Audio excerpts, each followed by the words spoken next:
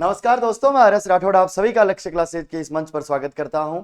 जैसा कि आप सभी को पता है कि सेकंड ग्रेड के लिए एग्जाम के लिए बहुत ही कम समय बचा है और इस बचे हुए समय के अंदर हम किस प्रकार से अपनी तैयारी को सफलता में बदले, आज के इस सेशन के अंदर हम इसी पर चर्चा करेंगे। तो सभी का स्वागत है, सभी जुड़े लक्ष्य क्लासेज और अक्षांश पब्लिकेशन के साथ। आइए अपन बात करेंगे पहले तो सबसे पहले परीक्षा के स्वरूप के बारे में। ये जो आपका एग्जाम है, इस एग्जाम के पैटर्न के बारे में अपन बात करेंगे। तो परीक्षा के अंदर आपको पता है दो पेपर होंगे, एक तो पेपर फर्स्ट होगा और एक होगा आपके सेकंड। तो एक तो होगा फर्स्ट पेपर और दूसरा होगा आपके सेकंड पेपर।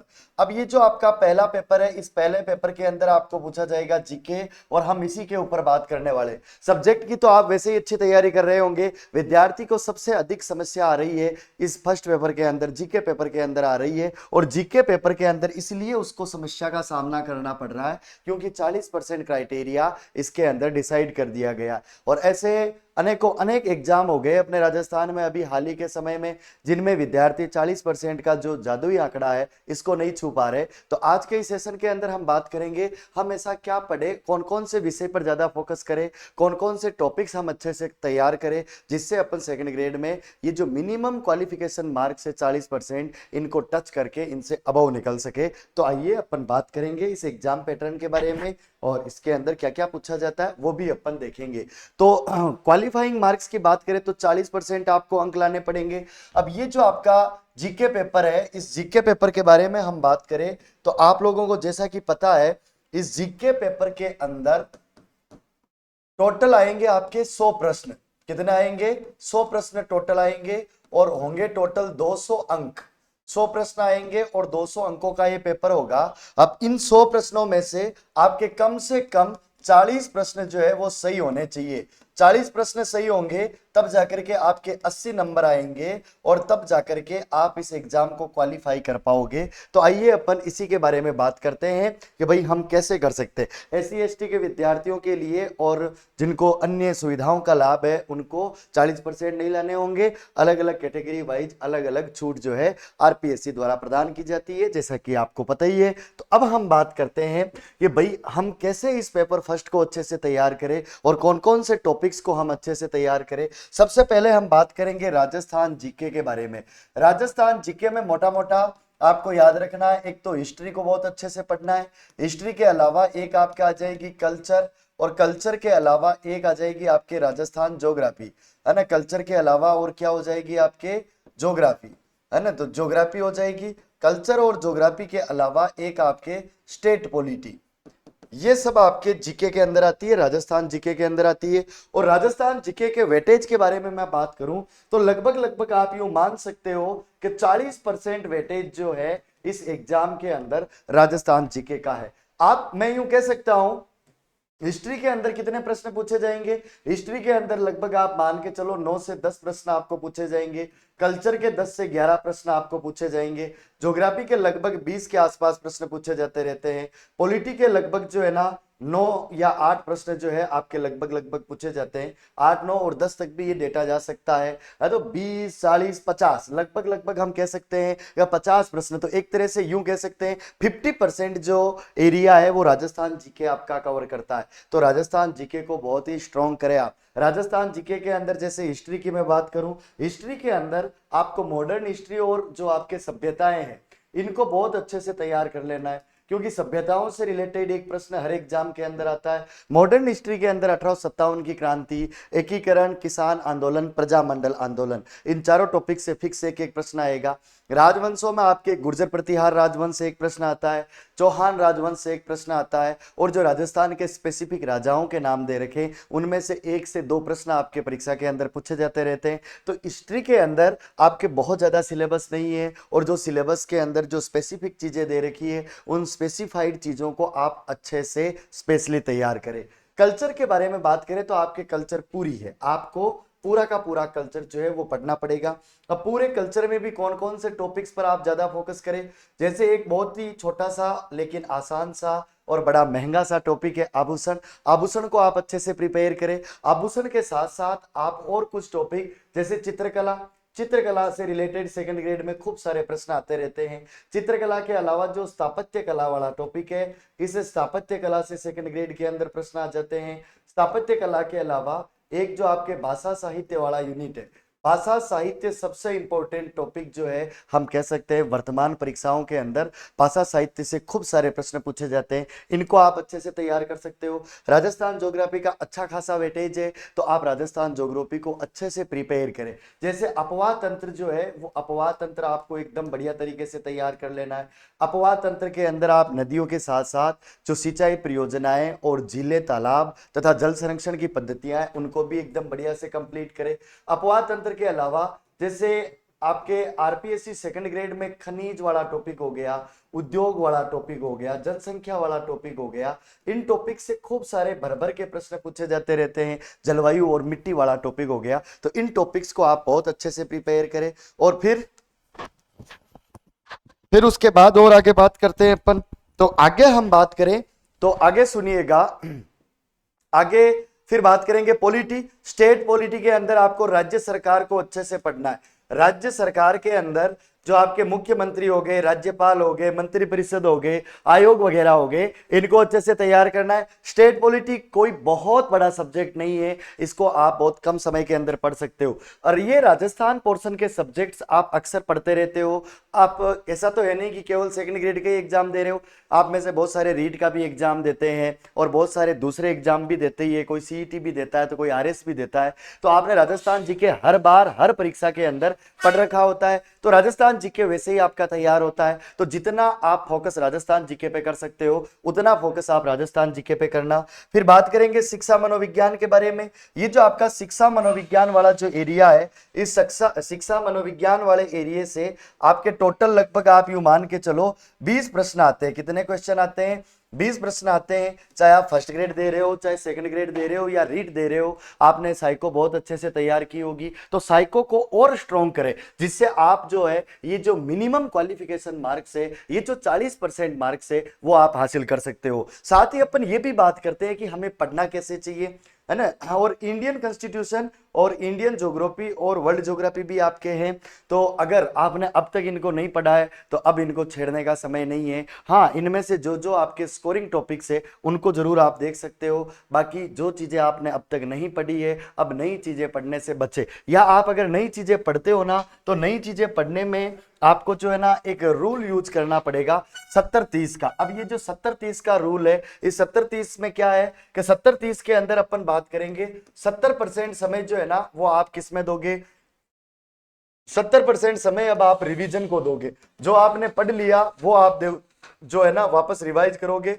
और 30% जो है ना आप नई चीज को पढ़ सकते हो। और नई चीज के साथ साथ प्रैक्टिस, प्रैक्टिस मैक्स है मैन परफेक्ट। आपको पता है बिना प्रैक्टिस के कोई काम नहीं होता है, तो प्रैक्टिस को आपको टाइम देना पड़ेगा, है ना। आपको जो 2025 और 2026 के अंदर जो नए पैटर्न के प्रश्न पूछे गए, एक बार वो सारे नए पैटर्न के प्रश्न देखना। 2025 के नए पैटर्न के इतिहास और कला संस्कृति के प्रश्न मैं लक्ष्य क्लासेज उदयपुर के यूट्यूब चैनल पर करवा चुका हूं, तो आप वहां पर देख सकते हो किस टाइप के प्रश्न पूछे गए। 2026 के भी हमने नहीं करवाए, लेकिन पीवाईक्यू जो बुक्स आती है उन बुक्स के अंदर आपको मिल जाएंगे। चाहे रीट हो, चाहे लैब असिस्टेंट हो, भले ही लैब असिस्टेंट छोटा एग्जाम है, भले ही प्रश्न इजी पूछे गए, लेकिन अलग तरीके से नए तरीके से पूछे गए, है ना। नए तरीके के प्रश्नों को एक बार आप देखो। हमने नए तरीके के प्रश्न भी खूब सारे यूट्यूब पर करवा रखे। और इसी के साथ साथ यूट्यूब पर सेकंड ग्रेड के लिए इतिहास और कला संस्कृति की शानदार कक्षाएं मैं आप सभी के लिए लेकर आऊंगा, जिनमें नए पैटर्न के प्रश्न आपको देखने को मिलेंगे, ताकि हम अंतिम समय में ज्यादा से ज्यादा एमसीक्यूज लगा सके, पीवाईक्यूज लगा सके और प्रैक्टिस कर सके। क्योंकि करत करत अभ्यास के जड़मत होत सुजान, तो मेहनत करोगे तभी सफलता मिलेगी, और मेहनत सही डायरेक्शन में होनी चाहिए। लेबर स्टडी नहीं करनी है, अब स्मार्ट स्टडी का टाइम आ चुका है। अब स्मार्ट स्टडी के अंदर आपको क्या करना है? अब आपको साथ ही साथ शॉर्ट नोट्स बनाने। शॉर्ट नोट्स में अब आप कहोगे कि सर आजकल जिस तरीके से प्रश्न पूछे जा रहे हैं शॉर्ट नोट्स से तो भाई साहब कुछ ही नहीं होगा। हाँ, मुझे पता है कुछ नहीं होगा, लेकिन बहुत कुछ हो सकता है शॉर्ट नोट्स से भी। शॉर्ट नोट्स का मतलब ये नहीं है कि आप बिल्कुल थोड़ा थोड़ा पढ़ो। आपने डिटेल से पढ़ाई कर रखी है, सारे सब्जेक्ट को अच्छे से पढ़ रखा है, लेकिन जो जो फैक्ट आपके ऐसे हैं जो कंफ्यूजन क्रिएट करते हैं, जो कंफ्यूजन क्रिएट करने वाले जो आपके सब्जेक्ट्स होते हैं ना, जो टॉपिक्स होते हैं, जो चीजें होती है ना, उन चीजों को आप लिखो, उनको शॉर्ट नोट्स के रूप में लिखो। जब एग्जाम होगा लास्ट टाइम में आप उनको रिवाइज कर पाओगे। लास्ट टाइम में अगर आपने उनको रिवाइज कर लिया, जो इजी चीजें हैं जो एनालिटिकल चीजें हैं वो तो वैसे ही आपके अंडरस्टैंडिंग डेवलप हो चुकी है, माइंड में सेट हो चुकी है, लेकिन कुछ फैक्ट होते हैं जो इधर उधर होते रहते हैं, होते होंगे भी क्यों नहीं भाई साहब। आपको सब्जेक्ट कितने पढ़ने होते हैं? बहुत सारे सब्जेक्ट पढ़ने होते हैं। अपना सब्जेक्ट पढ़ना और जीके के इतने सब्जेक्ट पढ़ना अपने आप में बहुत बड़े पहाड़ को खोदने का काम है। जैसे दशरथ मांझी ने पहाड़ को खोद दिया, उसी प्रकार से आपको भी ये जो सिलेबस रूपी पहाड़ है इसको तोड़ने के लिए दशरथ मांझी बनना पड़ेगा। अब थोड़ी स्मार्ट स्ट्रेटजी के साथ आपको आगे बढ़ना पड़ेगा, है ना। जैसा कि मैंने आपको बताया कि प्रश्नों का पैटर्न आपको समझना है पीवाईक्यूज से, और जितना हो सके आप रिवीजन कीजिए। ये जो रिवीजन है ये आपकी सफलता का मूल मंत्र है, और रिवीजन आप खूब कीजिए। और रिवीजन के साथ साथ डेली स्टडी आपको कितनी करनी है, तो डेली स्टडी आप कम से कम जो है ना 10 से 12 घंटे कीजिए। अगर इससे अधिक समय निकाल पा रहे हो तो बहुत बढ़िया, बाकी 10 से 12 घंटे अब समय निकालने का समय आ चुका है पार्थ। इसलिए अपने अपने हथियारों को मजबूत करो और अपने अपने स्ट्रॉन्ग पॉइंट को और स्ट्रॉन्ग करो, और बड़े जोरदार तरीके से एक अच्छी रणनीति के साथ जो है इस परीक्षा को पास करने का काम करें। तो अच्छी रणनीति होगी ना तभी आप परीक्षा को पास कर पाओगे। तो बस आपको राजस्थान वाला जो पोर्शन है इसको ज्यादा से ज्यादा स्ट्रॉन्ग करना है, साथ ही साइको को पढ़ लेना है। इंडियन ज्योग्राफी, वर्ल्ड ज्योग्राफी और इंडियन पॉलिटी के अंदर जो जो आपके फेवरेट टॉपिक्स है, जो जो चीजें आपको आती है, उन चीजों को बार बार रिवाइज करें और पीवाईक्यूज देखें, जिससे आपको बहुत हेल्प मिलेगी। ठीक है, अब आपके पास जो 40 दिनों का समय है इसमें आपको क्या करना है, आपको जो है ना अब शुरू के जो ये जो 20 दिन बचे हुए हैं ना, 20 दिन अब आप एक बार संपूर्ण सिलेबस का रिवीजन कीजिए। आपका जितना भी सिलेबस है और जितना भी आप पढ़ चुके हो ना, जितना पढ़ा है उसका एक बार कंप्लीटली रिवीजन कीजिए। और रिवीजन करने के बाद आपको आगे क्या करना पड़ेगा, फिर आपको जो है ना जितने भी मतलब पुरानी परीक्षाएं हुई लगभग 8-10 सालों में, जितनी भी आरपीएससी ने एग्जाम कंडक्ट करवाए, उन सभी परीक्षाओं के अंदर जो प्रश्न पूछे गए वो सारे के सारे पीवाईक्यूज निकालने हैं, वो सारे पीवाईक्यूज देखने हैं, जिससे आपके टॉपिक और स्ट्रांग हो जाएंगे। और फिर आपको लास्ट टाइम में अंतिम समय में जो जो चीजें आपको कंफ्यूज करती है, जिनको आपने शॉर्ट नोट्स के रूप में बना रखा है, उनको आप प्रिपेयर करें, उनको आप तैयार करें और उनको आप अच्छे से पढ़ें, उनको आप रिवाइज करें। और सबसे महत्वपूर्ण बात होती है, ये कंपटीशन एग्जाम 10 लाख विद्यार्थियों से, 12 लाख विद्यार्थियों से नहीं है आपका। ये कंपटीशन एग्जाम खुद की खुद से लड़ाई है, और खुद की खुद से लड़ाई में खुद को ही खुद से जीतना पड़ता है। यहाँ सारथी भी आप हो और रथी भी आप हो, अर्जुन भी आप हो, कृष्ण भी आप हो। इस जीवन के इस कुरुक्षेत्र के अंदर आप जो उलझे हुए हो तभी सुलझ पाओगे जब खुद पर विश्वास रखोगे। अगर आपने सोच लिया कि 12 लाख विद्यार्थियों से हमारा कंपटीशन है और मात्र 10,000 पद है, ये तो ऊंट के मुंह में जीरा है, बिल्कुल ऐसा नहीं सोचना। आपको केवल एक पद की आवश्यकता होती है। जो व्यक्ति धैर्य रखता है वो व्यक्ति सफल होता है। धीरता वीरता को हरा देती है। अब अधीर मत होना, ये अधीर होने का समय नहीं है। संयम बनाए रखे और अपनी तैयारी को आगे रखे कंटिन्यू, तभी आप सफल हो पाओगे। देखो, सफलता वक्त मांगती है और वक्त के साथ साथ सफलता एक अच्छी रणनीति और संयम भी मांगती है। बिना पेशेंस कुछ नहीं हो सकता है। Patience is bitter but it's fruit is sweet. धैर्य हमेशा कड़वा होता है लेकिन इसका फल बड़ा मीठा होता है। तो धीरज रखें और इस चक्रव्यूह से निकलने का प्रयास करें, और इस चक्रव्यूह को आप अर्जुन बनकर ही भेद पाओगे। अभिमन्यु नहीं बनना है इसके अंदर आपको। अभिमन्यु बड़ा महान योद्धा था लेकिन वो चक्रव्यूह में जाना, प्रवेश करना जानता था, उससे बाहर निकलना नहीं जानता था। तो आप लोग जो है ना एग्जाम के अंदर जाना जानते हो लेकिन एग्जाम को पास करना अगर नहीं जानते हो तो ये आपके लिए बहुत ही हानिकारक हो जाएगा। तो इसके लिए आप एक स्मार्ट स्ट्रेटेजी के साथ, एक स्मार्ट वर्क के साथ और एक पूरे प्लानिंग और रोड मैप के साथ आगे बढ़े, तभी आपको सफलता मिलेगी। और मेंटली आप इस प्रकार से प्रिपेयर रहे कि आरपीएससी कल ही आपका एग्जाम ले तो भी आप तैयार रहे। कॉन्फिडेंस लेवल आपका इतना हाई होना चाहिए कि परीक्षा का डर उसके आगे शून्य हो जाए। ठीक है ना। तो राजस्थान इतिहास संस्कृति जो है इसके अंदर टोटल आपके 20 प्रश्न पूछ लिए जाते हैं। तो इन 20 प्रश्नों के लिए हिस्ट्री और आर्ट एंड कल्चर को आप बढ़िया से तैयार करें, और ज्योग्राफी का मैं आपको बता ही चुका हूं, है ना। आपके मनोविज्ञान के लगभग 20 प्रश्न पूछ लिए जाते हैं। मनोविज्ञान और शिक्षण विधियों को अच्छे से तैयार करें। ठीक है ना। तो कुल मिलाकर हम बात करें प्रतियोगिता के स्तर के बारे में, तो इसमें टोटल जो है ना, टोटल 10,537 पद है आपके, और लगभग 12.5 लाख के आसपास अभ्यर्थियों ने आवेदन किया है। 12.5 लाख इसके अंदर आवेदन हुए हैं और प्रति पद जो है 120 दावेदार है, यानी कि एक पद के लिए 120 विद्यार्थियों में सीधा सीधा कंपटीशन है। आप बिल्कुल घबराएं मत, ये प्रतियोगिता का दौर है। प्रतिस्पर्धा के इस युग के अंदर कंपटीशन देना भी पड़ेगा और कंपटीशन के अंदर अपने कॉम्पिटिटर को बीट भी करना पड़ेगा। तो धीरता रखें, धैर्य के साथ परीक्षा हॉल में जाए और एक स्मार्ट रणनीति के साथ बचे हुए इन दिनों को आप इस्तेमाल करें। ज़्यादा से ज़्यादा मेहनत पर फोकस करें, इधर उधर अपना माइंड डाइवर्ट ना करें, लोगों की बातों में मत आए और अफवाहों पर ध्यान नहीं दे। सब कुछ अच्छा होगा और इसी उम्मीद के साथ कि आप बहुत अच्छे से तैयारी करोगे। और साथ ही साथ नेगेटिव मार्किंग से आपको बचना है।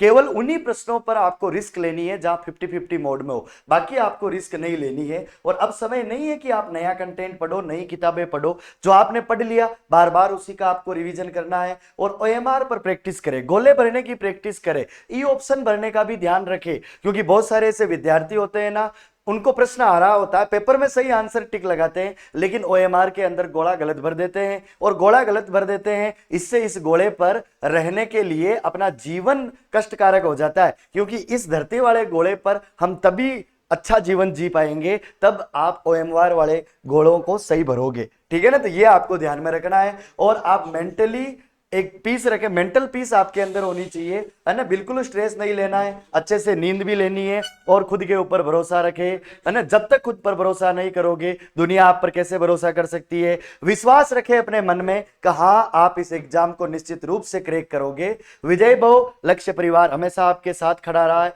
आगे भी खड़ा रहेगा। और आपके लिए मैंने जैसा कि बताया है कि राजस्थान इतिहास और कला संस्कृति की मैं 8 मैराथन क्लास लेकर आऊंगा, जिसमें नए पैटर्न के प्रश्न अपन देखेंगे और बहुत अच्छे से आपने जो सिलेबस पढ़ लिया, जो थ्योरी पढ़ ली, उसका अपन रिवीजन करने वाले हैं। तो जुड़े लक्ष्य परिवार के साथ और अच्छे से अपनी तैयारी को आगे बढ़ाते रहे, बिना अफवाहों पर ध्यान दिए और बिना तनाव लिए अपनी तैयारी को सफलता में बदलने के लिए प्रयास करते रहे। इसी के साथ आज के सेशन को यहीं पर समाप्त करते हैं। सभी को राम राम, जय हिंद।